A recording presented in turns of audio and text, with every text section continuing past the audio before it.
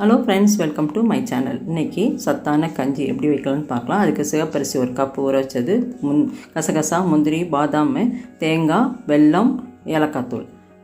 சிவப்பரிசியை over night ஊற வச்சு தண்ணியை வடிச்சிட்டு இந்த மாதிரி மிக்ஸி ஜாரில் சேர்த்து ரவை பதத்துக்கு உடைச்சிட்டு அதை குக்கரில் போட்டு அது கூட ஊற வச்ச தண்ணி, இன்னும் கொஞ்சம் ஒரு கிளாஸ் தண்ணியும் சேர்த்து நல்லா ஒரு 5 விசில் வர வரைக்கும் பூ போல் மலர்ந்து வெந்து வரதுக்கப்புறம் இறக்கி வச்சுருங்க.